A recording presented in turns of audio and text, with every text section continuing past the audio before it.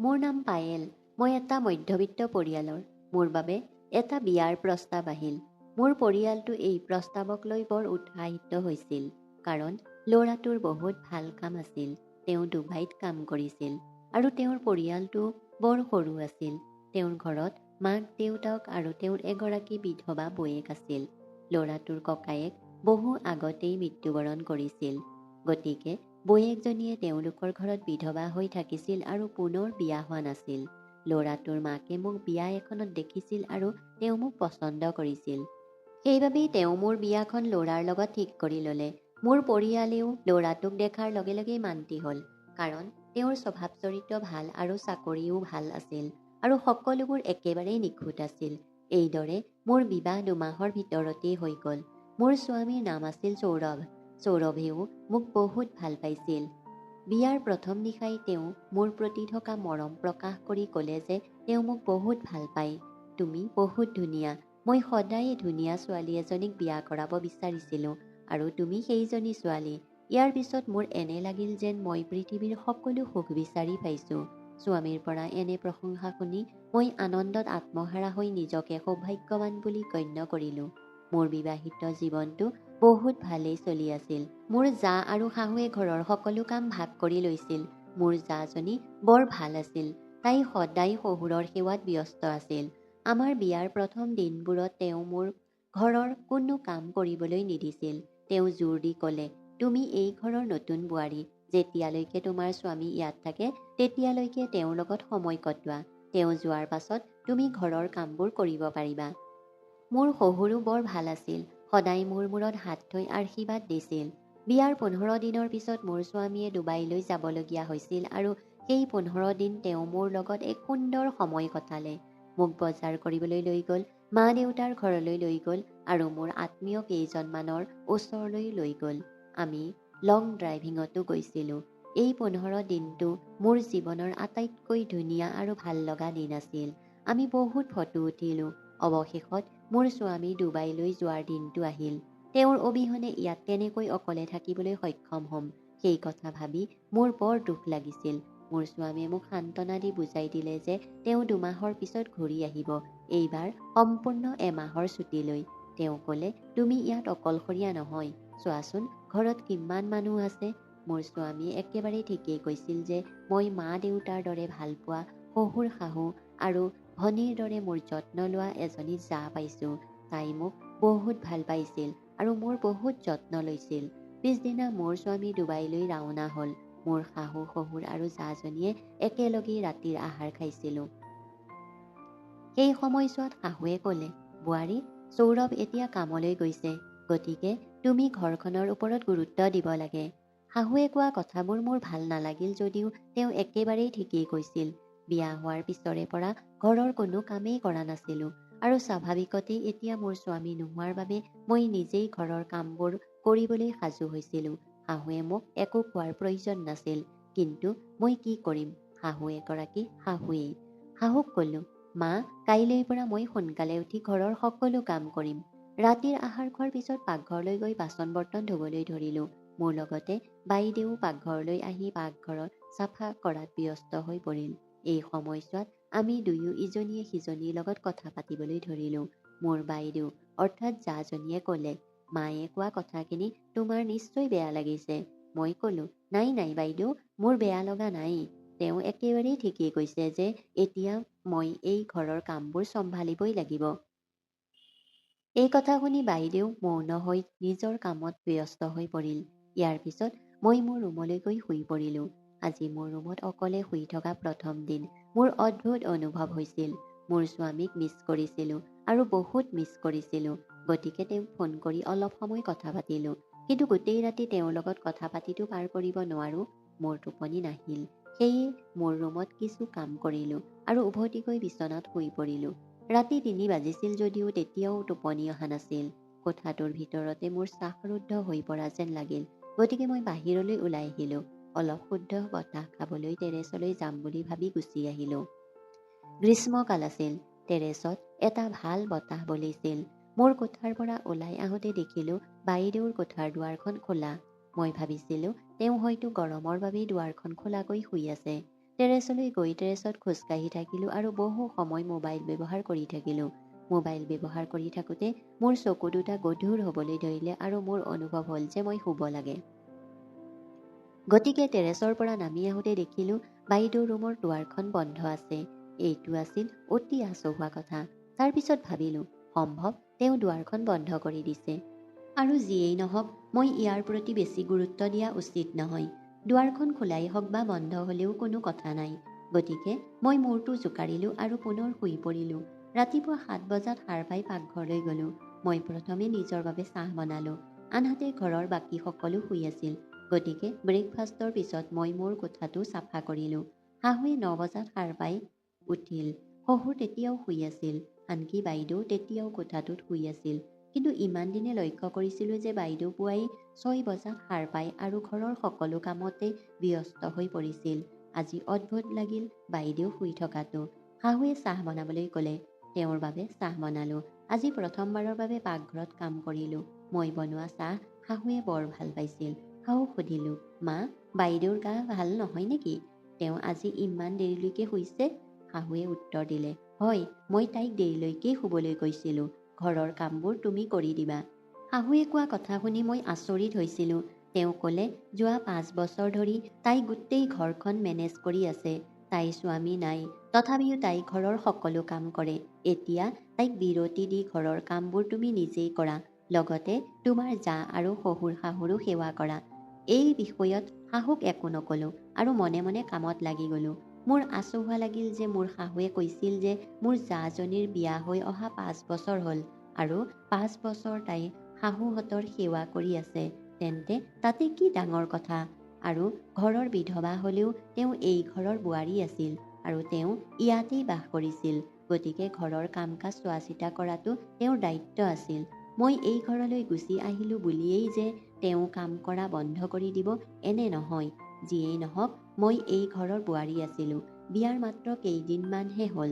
ঘৰৰ সকলো কাম মোৰ ওপৰত পেলাই দিয়া হ'ল। এই ঘৰত প্ৰতিদিনেই কাপোৰ ধোৱা হৈছিল। গোটেই ঘৰখন চাফা কৰা হ'ল। সকলোৰে বাবে ব্ৰেকফাষ্ট আৰু লাঞ্চৰ ব্যৱস্থা কৰা হ'ল। মানুহে কাপোৰ খুলি মোৰ হাতত তুলি দিছিল। তেওঁলোকৰ কাপোৰ ধোৱাটো মোৰ দায়িত্ব হৈ পৰিল। লাহে লাহে বিয়াৰ এমাহ হ'ল। স্বামীৰ সন্মুখৰ জীৱনটো উপভোগ কৰিছিলোঁ যদিও স্বামী যোৱাৰ পিছত মোৰ জীৱনটো মোৰ ঘৰৰ কাম-কাজতে আবদ্ধ হৈ পৰিছিল। মোৰ শাহুৱে আৰু মোৰ জায়ে কিছুমান কাম কৰি আছিল। শহুৰে ৰাতিপুৱাই কামলৈ ওলাই আহি গধূলি ঘৰলৈ উভতি আহিছিল। বাইদেউ বৰ ধুনীয়া আছিল। তাই বিধৱা আছিল আৰু স্বামীৰ বাবে শোক কৰিছিল যদিও তেতিয়াও তাইৰ সৌন্দৰ্য অক্ষত আছিল। কোৱা হয় যে যেতিয়া মানুহ এজন সুস্থ আৰু সুন্দৰ হয় তেতিয়া যদি কোনো ব্যক্তিৰ ওপৰত কোনো দুখ আহে সেই মানুহজন সম্পূৰ্ণ সলনি হৈ যায়। কিন্তু মোৰ জাজনী দিনক দিনে অধিক ধুনীয়া হৈ আহিছিল। এতিয়া তাই ঘৰৰ কোনো কাম নকৰাৰ বাবে তাইক আৰু ধুনীয়া দেখাবলৈ ধৰিলে। মই যে ধুনীয়া নাছিলোঁ এনে নহয়, মাথো মোৰ জাজনী আৰু মোৰ সৌন্দৰ্যৰ মাজত সামান্য পাৰ্থক্য আছিল।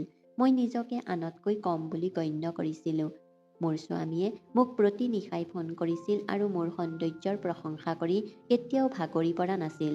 কিন্তু মোৰ শাহুৱে মোৰ সন্মুখত বাৰে বাৰে বাইদেউক প্ৰশংসা কৰি মোক তুচ্ছ জ্ঞান কৰিবলৈ চেষ্টা কৰিছিল। মোৰ জা শাহুৰ মুখত নিজৰ প্ৰশংসা শুনি বৰ সুখী হৈছিল। আমি অকলে থাকোঁতে জায়ে মোক নিজৰ ভনীয়েকৰ দৰে ব্যৱহাৰ কৰিছিল। কিন্তু শাহুৰ সন্মুখত তাই এনেদৰে প্ৰতিক্ৰিয়া প্ৰকাশ কৰিলে যে তাই বোৱাৰী নহয়, শাহুৰ জীয়েকহে। মোৰ শাহুৱে সদায় ডাঙৰ বোৱাৰীক প্ৰশংসা কৰিছিল। এবাৰ শাহুৱে ফুলকবিৰ পৰঠা বনাবলৈ কৈছিল। মই সেইবোৰ বনাইছিলোঁ। ৰাতি আমি সকলোৱে খাবলৈ বহি থাকোঁতে শাহুৱে ফুলকবিৰ পৰঠা সকলো তুলি লৈ পেলাই দিলে। আৰু সুধিলে, তুমি কি বনাইছা? এইবোৰক ফুলকবিৰ পৰঠা বোলে নেকি? বাইদেৱে মোৰ শাহুৰ ফালে চাই ক'লে, মা, শান্ত হওক। ইমান খং আপোনাৰ স্বাস্থ্যৰ বাবে ভাল নহয়। কিন্তু মোৰ বৰ লাজ লাগিল। শাহুৱে সকলোৰে সন্মুখত মোৰ খাদ্যক অপমান কৰিছিল। শাহুৱে কৈছিল যে এই কবিৰ পৰঠাবোৰত নিমখ বেছি। পৰঠাবোৰ পৰীক্ষা কৰি চাওঁতে সঁচাকৈ নিমখ বেছি আছিল। আজি ভুলতে বেছিকৈ নিমখ দিলোঁ। কিন্তু শাহুৱে মোৰ লগত যি ব্যৱহাৰ কৰিছিল সেইটোৱে মোক গভীৰভাৱে আঘাত দিছিল। ইমান দয়ালু বুলি ভবা শাহুৱে মোৰ লগত ইমান বেয়া আচৰণ কৰি আছিল। মই কান্দিবলৈ ধৰিলোঁ। শহুৰে ক'লে, বোৱাৰী, কান্দোন বন্ধ কৰা আৰু তোমাৰ ৰুমলৈ যোৱা। দৌৰি আহিলোঁ মোৰ কোঠালৈ। মোৰ হৈ শহুৰে কথা কোৱা আৰু শাহুক বকাবকি কৰা শুনিবলৈ পালোঁ যে তুমি তোমাৰ বোৱাৰীক ইমান অপমান কৰা উচিত নাছিল। এই সকলোবোৰ যদি তাই সৌৰভক কয় তেন্তে তাৰো খং উঠিব। শাহুৱে ক'লে, খং উঠিলে উঠিব দিয়ক। কেনেকুৱা পত্নী? পত্নীয়ে ৰান্ধি খোৱা খাদ্য খালে ক'ব যে মই তাইক সঠিকভাৱেই বকাবকি কৰিছোঁ। তেওঁ শহুৰক ক'লে যে বোৱাৰীক অনুকূল কৰাৰ কোনো প্ৰয়োজন নাই। শহুৰে মোৰ শাহুক বৰ ভয় কৰিছিল আৰু সদায় তেওঁৰ নিয়ন্ত্ৰণত আছিল। বাইদেৱে কোনো কাম নকৰাৰ সময়ত শাহুৱে কেতিয়াও একো কোৱা নাছিল। আচলতে তেওঁ নিজেই বাইদেউক কৈছিল যে এতিয়া তোমাৰ জা আহিছে, গতিকে ঘৰৰ কামবোৰ তুমি কৰিব নালাগে। শাহু আৰু বোৱাৰী দুয়োজনী এটা কোঠাত বহি ইজনীয়ে সিজনীৰ লগত কথা পাতিছিল।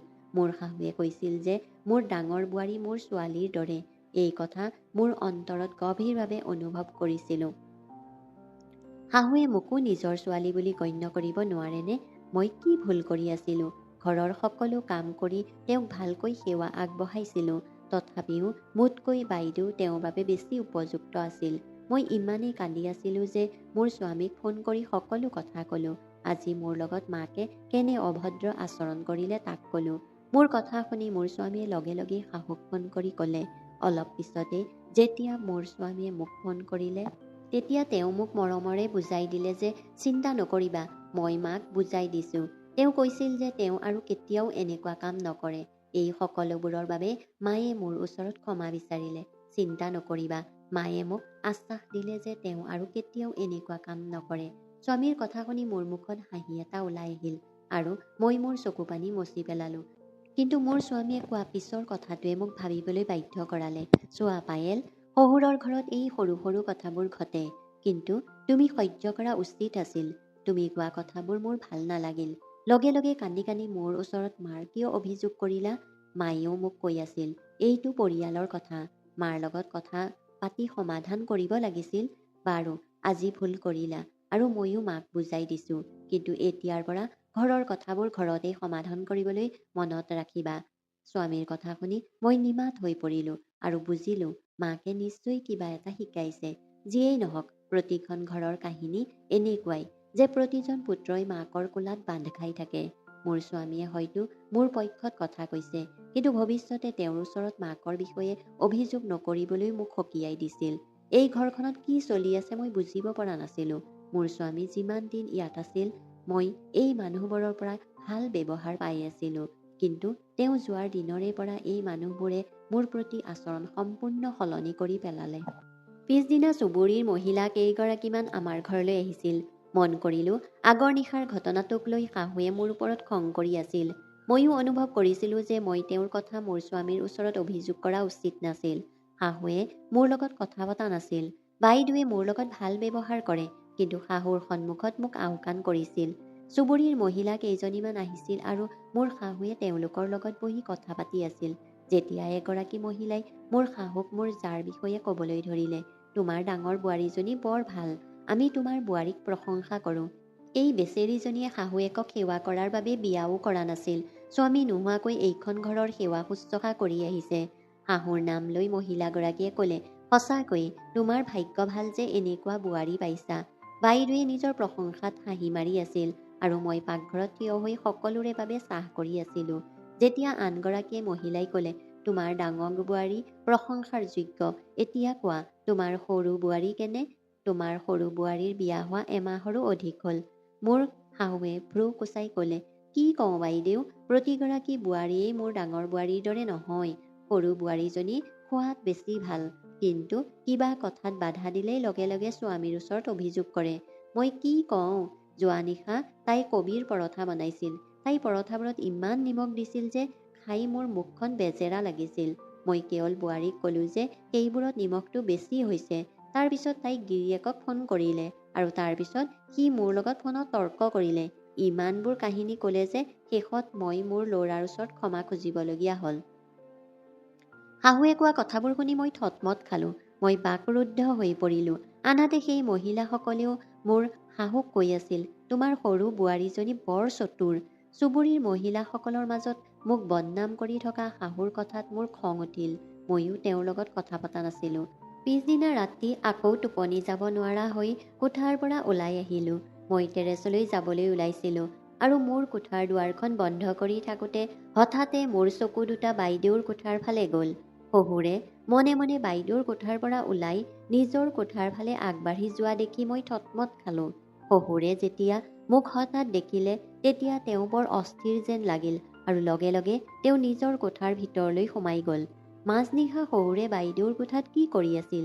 মই থতমত খালোঁ আৰু মোক দেখাৰ পিছত শহুৰে কিয় ইমান ভয় খালে মই একো বুজিব পৰা নাছিলোঁ। টেৰেছলৈ গৈ বহু সময়ৰ মূৰত মই নিজৰ কোঠালৈ উভতি আহিলোঁ। পিছদিনা সন্ধিয়া শাহুৱে শহুৰৰ সৈতে ঘৰৰ পৰা ওলাই ক'ৰবাত গৈছিল। কলৈ গৈ আছে কোৱা নাছিল। আনহাতে বাইদেৱে সিহঁতৰ সকলো কথা জানিছিল। ৰাতিৰ আহাৰ ৰান্ধিব লগা হৈছিল আৰু কি ৰান্ধিব লাগে বুজিব পৰা নাছিলোঁ। এই সকলোবোৰ কথা ভাবি থাকোঁতে হঠাৎ বাইদেউ কোঠাটোলৈ আহিল। মই বাইদেউক ৰাতিৰ আহাৰ কি ৰান্ধিব লাগে বুলি সুধিছিলোঁ। তেওঁ ক'লে, এটা কাম কৰা, আলুৰ পালেঙৰ তৰকাৰী বনোৱা। ঘৰৰ সকলোৱে আলু পালেঙৰ তৰকাৰী খাই ভাল পায়। মই ক'লোঁ, ঠিক আছে, ৰাতি আলু পালেঙৰ শাক তৰকাৰী প্ৰস্তুত কৰিম। মই ৰন্ধা বঢ়াত ব্যস্ত আছিলোঁ। শহুৰে সন্ধিয়া ঘৰলৈ আহিছিল। মই পাকঘৰত আছিলোঁ আৰু মোৰ বাইদেৱে চোতালত চুলি শুকুৱাই আছিল। অত্যন্ত গৰমৰ বাবে সেইদিনা সন্ধিয়া গা ধুই ওলাই আহিছিল। পাকঘৰৰ পৰা ওলাই আহিলোঁ চোতালৰ ফালে। শহুৰক ঘৰলৈ অহা দেখি মই পাকঘৰলৈ গৈ তেওঁৰ বাবে চাহ বনালোঁ। মই হাতত চাহৰ ট্ৰেখন লৈ শহুৰৰ কোঠাৰ ফালে গৈ থাকোঁতে হঠাতে মোৰ বাইদেৱে আহি মোক ৰখাই সুধিলে, পায়েল, কলৈ গৈ আছা? মই ক'লোঁ, বাইদেউ, মই পাপাক চাহ দিবলৈ ওলাইছোঁ। তাই লগে লগে মোৰ হাতৰ পৰা চাহৰ ট্ৰেখন লৈ ক'লে, মই পাপাক চাহ দিম, তুমি খাদ্য প্ৰস্তুত কৰা। মোৰ হাতৰ পৰা চাহৰ ট্ৰেখন লৈ তাই লগে লগেই মোৰ শহুৰৰ কোঠাৰ ভিতৰৰ ফালে গ'ল। দেখিলোঁ মোৰ বাইদেৱে চুলিখিনি খোলা আছে। তাই মেকআপো কৰিছিল আৰু তাই মূৰত উৰণি নোলোৱাকৈয়ে শহুৰৰ কোঠাৰ ফালে গ'ল। এই দুজনৰ মাজত কিবা এটা ভুল হোৱা যেন লাগিল। এই দুজনৰ মাজত কি হৈ আছে মই বুজিব পৰা নাছিলোঁ। কি হৈছে? খাদ্য ৰান্ধিবলৈ পাকঘৰলৈ গৈছিলোঁ যদিও মোৰ মনোযোগ বাৰে বাৰে শহুৰৰ কোঠাৰ ফালে গৈ আছিল। বহু সময়ৰ মূৰত শহুৰৰ কোঠাৰ পৰা ওলাই আহিল মোৰ বাইদেউ। ৰাতি আমি আহাৰ খাবলৈ বহোঁতে শাহুৱে এটা কামোৰ খাই বমি কৰিবলৈ ধৰিলে। হঠাৎ কি হৈছে তেওঁৰ কোনো ধাৰণা নাছিল। বাইদেৱে খৰধৰকৈ তেওঁৰ বাবে ঔষধ আনি কিছু খুৱাই দিলে। কিছু সময়ৰ পাছত শাহুৱে বহিবলৈ সক্ষম হ'ল। শাহুৱে আকৌ চিঞৰিবলৈ ধৰিলে। মোৰ মেথিৰ প্ৰতি এলাৰ্জি আছিল। মই বাইদেউৰ ফালে চাই ক'লোঁ, বাইদেউ, তুমি মোক কিয় কোৱা নাছিলা যে মাৰ মেথিৰ প্ৰতি এলাৰ্জি আছে? মই এই কথা জানিলে মই কেতিয়াও শাকত মেথি নিদিলোহেঁতেন। বাইদেৱে ক'লে, অঁ, মই কৈছিলোঁ, মনত আছে, মই তোমাক আলু পালেঙৰ শাক বনাবলৈ কৈছিলোঁ, কিন্তু তাত মেথি নিদিবা বুলি কৈছিলোঁ। মাৰ এলাৰ্জি আছে। বাইদেৱে এই কথা কৈ থাকোঁতে মোৰ চাৱনি এৰাই চলি আছিল। তাই স্পষ্টকৈ মিছা কথা কৈছিল। মোৰ শাহুৱে এই কথাত মোক বকাবকি কৰিবলৈ ধৰিলে। তুমি একো ভালকৈ কৰিব নাজানা। শহুৰে আকৌ মোৰ পক্ষ ল'বলৈ চেষ্টা কৰিলে, কিন্তু শাহুৱে তেওঁক চুপ কৰি দিলে আৰু তাৰ পিছত সিহঁতে মনে মনে খাই থাকিল। আজি মই যি গালি খাইছিলোঁ সেয়া বাইদেউৰ বাবেই খাইছিলোঁ। মোৰ কোঠালৈ আহি মই কান্দিলোঁ। এই কথা মই মাক ক'লোঁ। তাৰ পিছত মায়ে ক'লে, চোৱা পায়েল, প্ৰতিজনী ছোৱালীয়ে শহুৰৰ ঘৰলৈ যোৱাৰ পিছত এনে অসুবিধাৰ সন্মুখীন হ'ব লগা হয়। গতিকে তুমিও নিজৰ ঘৰত মনে মনে সুখী হৈ থাকিব লাগে আৰু যিমান পাৰা শহুৰৰ ঘৰৰ মানুহৰ সেৱা শুশ্ৰূষা কৰিব লাগে। মোৰ কথা শুনিবলৈ কোনো নাছিল যদিও বাইদেউ আৰু শহুৰৰ মাজত কিবা এটা অনুভৱ কৰি আছিলোঁ আৰু পিছদিনা ৰাতি মোৰ হৃদয়ত এই সন্দেহ নিশ্চিত হ'ল। এতিয়া মোৰ অভ্যাস হৈ পৰিছিল যে টেৰেছলৈ গৈ কিছু সময় জিৰণি লৈ নোযোৱালৈকে মই শুব নোৱাৰোঁ। কাৰণ মোৰ কোঠাটো সৰু আছিল আৰু অত্যধিক গৰমৰ বাবে মোৰ উশাহ বন্ধ হৈ যোৱা যেন লাগিছিল। গতিকে মই টেৰেছলৈ যাওঁ আৰু কিছু সময় ভাল লগাৰ পিছত নামি আহিছিলোঁ। আজি ৰাতি মোৰ ৰুমলৈ যাওঁতে বাইদেউৰ ৰুমৰ পৰা শহুৰক কথা পাতি থকা শুনিবলৈ পালোঁ। কোঠাটোৰ দুৱাৰখন বন্ধ হৈ আছিল যদিও অলপ খোলা আছিল। দুৱাৰৰ ওচৰত থিয় হৈ সিহঁতৰ কথা বতৰা শুনিবলৈ চেষ্টা কৰি থাকোঁতেই বাইদেউ আৰু শহুৰৰ কথা পাতি থকা শুনিলোঁ। বাইদেউ আৰু শহুৰে ইজনে সিজনৰ লগত অতি মৰমৰে কথা পাতি আছিল। সিহঁতৰ কথা শুনি মোৰ কাণ দুখন থিয় হৈ উঠিল। মোৰ শহুৰে ক'লে, আজি পায়েলৰ লগত তুমি বহুত বেয়া কাম কৰিলা। বাইদেৱে শহুৰক ক'বলৈ ধৰিলে যে মই তাইৰ লগত একো বেয়া কাম কৰা নাই। তুমি নিজেই মোক কৈছিলা যে তাই তোমাক মোৰ কোঠাৰ পৰা ওলাই যোৱা দেখিছিল। কিন্তু যদি এদিন তাই আমাৰ সত্য গম পায় তেন্তে তাই এই কথা মাক ক'ব পাৰে। তেতিয়া আমাৰ দুয়োৰে কি হ'ব তাৰ পৰিণাম জানেই নহয়নে? তাইৰ কথাত শহুৰে অলপ অস্থিৰ হৈ পৰিল। বাইদেৱে ক'বলৈ ধৰিলে যে পায়েল বৰ চোকা বুদ্ধিৰ। এই ঘৰৰ কোনেও আমাৰ কথা নাজানে। আমাৰ সত্যতা প্ৰকাশ কৰিব পাৰে একমাত্ৰ তাই। সেয়ে তাই এই ঘৰৰ পৰা ওলাই যোৱাটো বৰ জৰুৰী। মই বিচাৰোঁ তাই সৌৰভৰ লগত ডুবাইলৈ যাওক। আৰু এই কাৰণেই মই প্ৰতিটো বিষয়তেই আপোনাৰ পত্নীৰ সন্মুখত তাইক অপমান কৰোঁ। সেইদিনা ময়েই খাদ্যত নিমখ বহাইছিলোঁ আৰু কালিও ময়েই তাইক আলু পালেং তৰকাৰী বনাবলৈ কৈছিলোঁ। কাৰণ মই জানিছিলোঁ যে আলু পালেঙৰ তৰকাৰীত মেথি ব্যৱহাৰ কৰা হয় আৰু আপোনাৰ পত্নীৰ মেথিৰ প্ৰতি এলাৰ্জি আছে। পায়েল যদি ভাগৰুৱা হৈ এদিন গুচি যায় তেন্তে আমাৰ মাজত এই বাধা নাইকিয়া হৈ যাব। বাইদেউ আৰু শহুৰৰ কথা বতৰা শুনি মই থতমত খালোঁ। আগতে শাহুৰ সন্মুখত ইমান ধুনীয়া অভিনয় কৰা বাইদেউজনী একেবাৰেই তেনেকুৱা নাছিল। ইয়াৰ অৰ্থ আছিল যে তেওঁলোকৰ মাজত কিবা এটা চলি আছিল। এতিয়া মই সিদ্ধান্ত লৈছিলোঁ যে মই বাইদেউ আৰু শহুৰৰ এই গোপন কথা শাহুৰ আগত প্ৰকাশ কৰিম। এই সময়ত বাইদেউ আৰু শহুৰক হাতে লোটে ধৰিবলৈ মই গভীৰ টোপনিত থকা শাহুৰ কোঠালৈ গ'লোঁ। মই ভাবিছিলোঁ যে শাহুক জগাই মনে মনে বাইদেউৰ কোঠালৈ লৈ যাম, যাতে তেওঁ সিহঁতৰ কথা গম পায় আৰু লগে লগেই তেওঁ গম পায় যে তেওঁৰ ডাঙৰ বোৱাৰীয়েকে তেওঁৰ স্বামীৰ লগত প্ৰেমৰ সম্পৰ্ক ৰাখিছে। শাহুৰ ওচৰলৈ যোৱাৰ লগে লগে আৰু তেওঁক জগাই তুলিবলৈ চেষ্টা কৰিছিলোঁ। কিন্তু শাহুৱে উঠিব পৰা নাছিল। তেওঁ ইমান গভীৰভাৱে শুই আছিল যে তেওঁ একো শুনিব পৰা নাছিল। মই এতিয়া কি কৰিব লাগে তাক লৈ চিন্তিত হৈ পৰিছিলোঁ। শহুৰে যদি কোঠাটোলৈ আহে তেন্তে মই ডাঙৰ অসুবিধাত পৰিম। শাহুৱে সাৰ নাপালে। মই মোৰ কোঠালৈ উভতি গ'লোঁ। বাইদেউ আৰু শহুৰৰ কথা ভাবি গোটেই ৰাতিটো টোপনি নাহিল। কিন্তু আচহুৱা কথাটো আছিল যে মোৰ শাহুৱে ইমানকৈ কেনেকৈ শুইছিল। ৰাতিপুৱা হ'লেই ঘৰৰ কাম আৰম্ভ কৰিলোঁ। কাপোৰ ধোৱাৰ বাবে মই ৱাশ্বিং মেচিনটো ব্যৱহাৰ কৰিছিলোঁ। শাহুৰ পাতল ৰঙৰ শাৰী এখন আছিল, যিখন মই প্ৰথমেই মেচিনত ভৰাই দিলোঁ। শাহুৰ শাৰীখন যাতে নষ্ট নহয় তাৰ বাবে মই কোনো ৰঙীন কাপোৰ লগোৱা নাছিলোঁ। মেচিনটো চলি থকা এৰি মই মোৰ কামত ব্যস্ত হৈ পৰিলোঁ। কিছু সময়ৰ পাছত যেতিয়া ৱাশ্বিং মেচিনৰ ওচৰ পালোঁ তেতিয়া ৱাশ্বিং মেচিনৰ ভিতৰত ৰঙীন কাপোৰ পৰি থকা দেখি মই থতমত খালোঁ। আৰু মোৰ শাহু তালৈ আহিছিল। মোৰ শাহুৱে জোৰেৰে চিঞৰি আছিল যে তুমি মোৰ নতুন শাৰীখন নষ্ট কৰি পেলালা। কিন্তু মোৰ ভালকৈ মনত পৰিল যে মই মোৰ শাহুৰ শাৰীখন প্ৰথমে ধোৱাৰ বাবে ৰাখিছিলোঁ আৰু তাৰ লগত আন কোনো কাপোৰ লগোৱা নাছিলোঁ।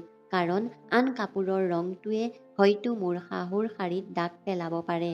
মোৰ শাহুৱে আজি মোক সঁচাকৈয়ে বেয়া কথা কিছুমান কৈছিল। তেওঁ সকলো কথা মই সহ্য কৰিলোঁ, কাৰণ মই বুজিলোঁ মোৰ লগত কোনে এনেকুৱা কৰিলে। বাইদেৱে মোক এই ঘৰৰ পৰা উলিয়াই দিব বিচাৰে, যাতে তাইৰ গোপন কথাবোৰ আন কাৰোবাৰ আগত প্ৰকাশ নহয়। এই বিষয়ে মই মোৰ স্বামীক ক'লোঁ। তোমাৰ দেউতা আৰু বাইদেউৰ মাজত প্ৰেমৰ সম্পৰ্ক আছে। মাজনিশা শহুৰে বাইদেউৰ কোঠালৈ যায় আৰু ভিতৰত কি কৰে কোনে জানে। মোৰ স্বামীয়ে মোক ফোনত বহুত বকাবকি কৰিছিল। মই কোৱা কথাবোৰ তেওঁ বিশ্বাস কৰিব পৰা নাছিল।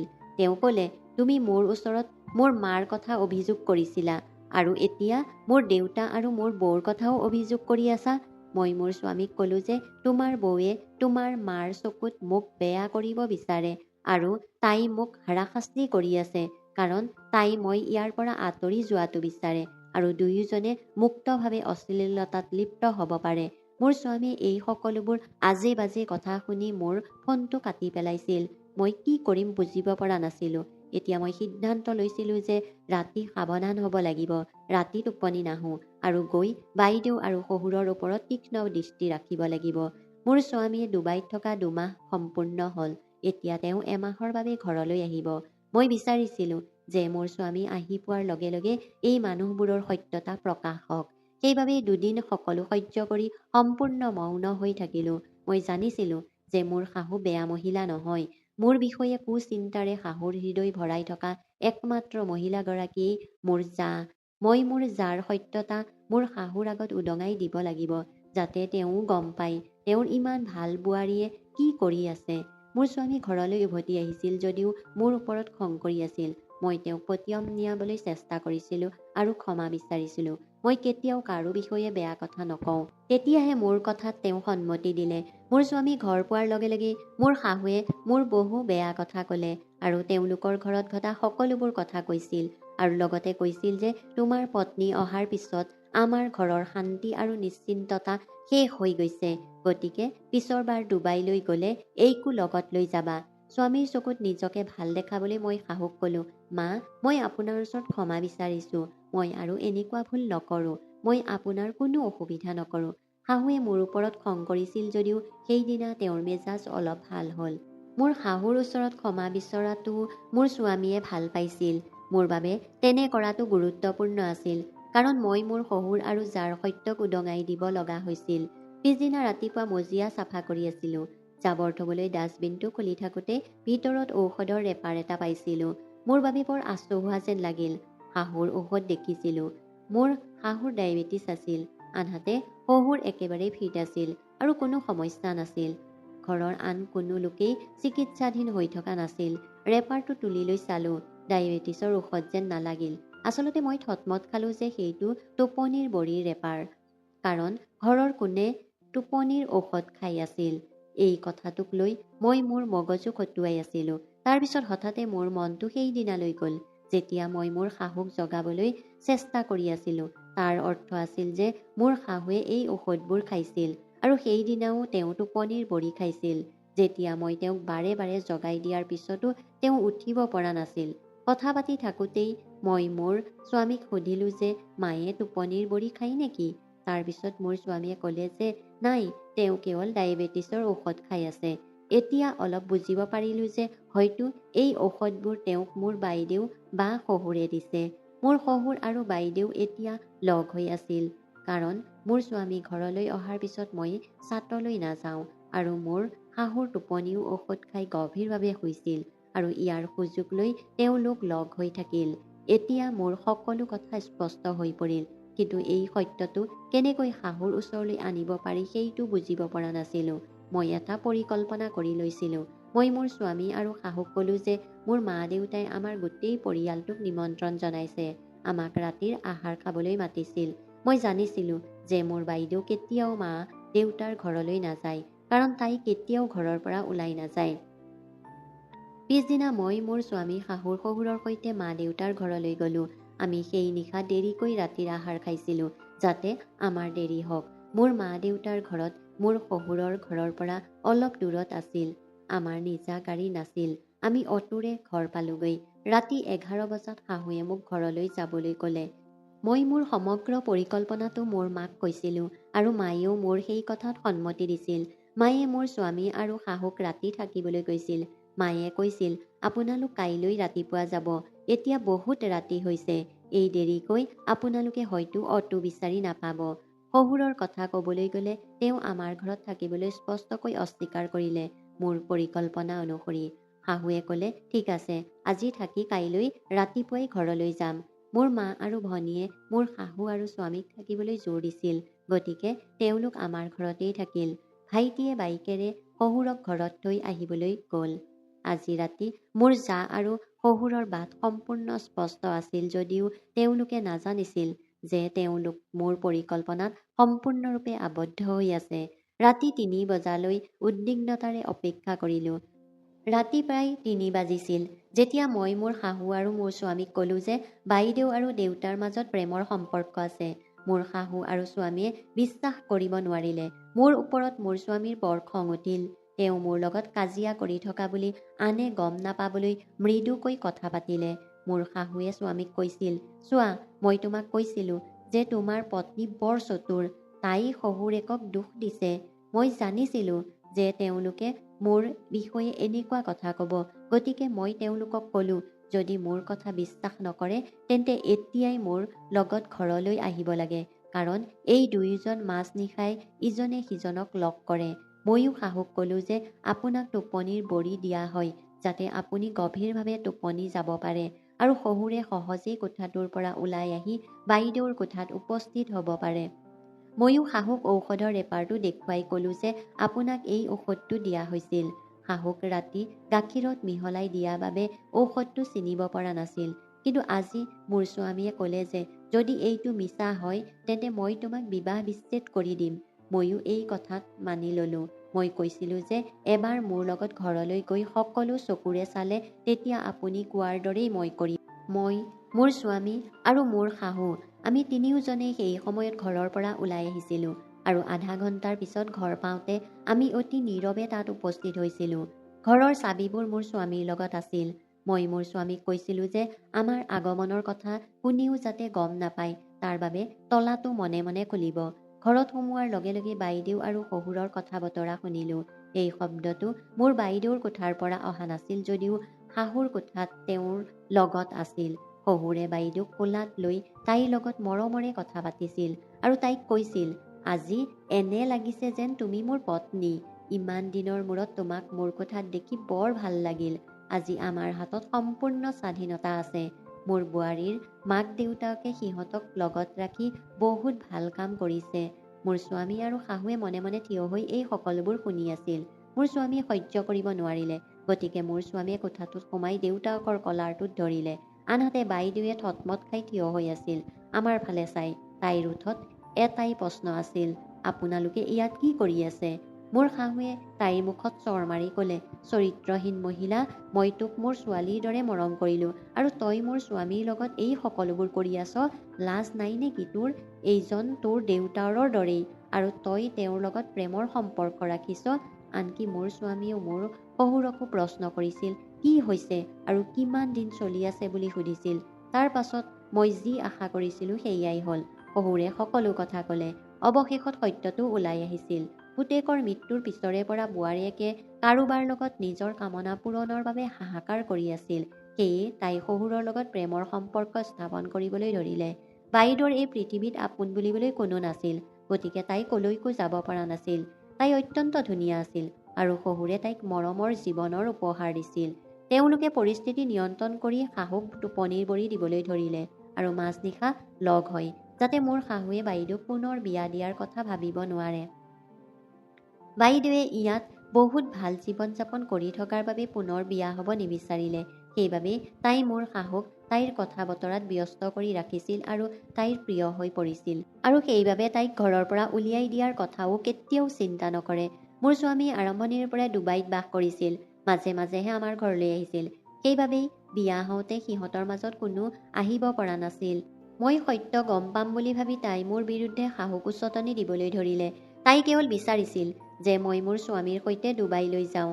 কিন্তু মোৰ জা সদায় শাহুৰ প্ৰিয় আছিল, কাৰণ মোৰ বহু বেয়া কথা মোৰ জায়ে মোৰ শাহুক কৈছিল। তাই মোৰ বিৰুদ্ধে উচটনি দিবলৈ ধৰিলে আৰু বিচাৰিলে যে মই মোৰ স্বামীৰ সৈতে ডুবাইলৈ যাওঁ। এই কাৰণেই মই মোৰ শাহুৰ বাবে সকলো কাম কৰিছিলোঁ যদিও তাই ইচ্ছাকৃতভাৱে ভুল কাম কৰিছিল যাতে শাহুৱে মোক বেয়া পায়। তাই ভাবিলে শাহুৱে হয় মোক ঘৰৰ পৰা বাহিৰ কৰি দিয়ক, নহয় স্বামীৰ ওচৰলৈ পঠিয়াই দিয়ক। এতিয়া মোৰ স্বামী আৰু শাহুৰ মাজত সকলো সত্য ওলাই আহিছিল। মোৰ স্বামীয়ে সিদ্ধান্ত লৈছিল যে এই ঘৰৰ পৰা তেওঁ ওলাই যাব। শাহুৱে মোৰ ওচৰত হাত জোৰ কৰি ক্ষমা বিচাৰিলে, কিন্তু মই তেওঁক ক'লো যে আপোনাৰ অলপো ভুল নাই, বাইদেৱেহে এইবোৰ কৰি আছিল।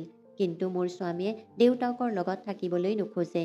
সেয়ে সিহঁতক সিহঁতৰ ভাগ্যৰ ওপৰত এৰি মোৰ আৰু মোৰ শাহুৰ লগত ডুবাইলৈ আহিছিল। শহুৰ আৰু বাইদেৱে এতিয়া কি হৈছে আমি সিহঁতৰ বিষয়ে একো নাজানো। মোৰ জীৱনটো ইয়াত ডুবাইত বহুত ভালেই চলি আছে, মোৰ বিয়াৰ প্ৰথম দিনবোৰৰ দৰেই। অৱশ্যে মোৰ শাহুৱে স্বামীৰ বিশ্বাসঘাতকতাত গভীৰভাৱে দুখী হৈ এতিয়া অসুস্থ হৈ পৰিছে।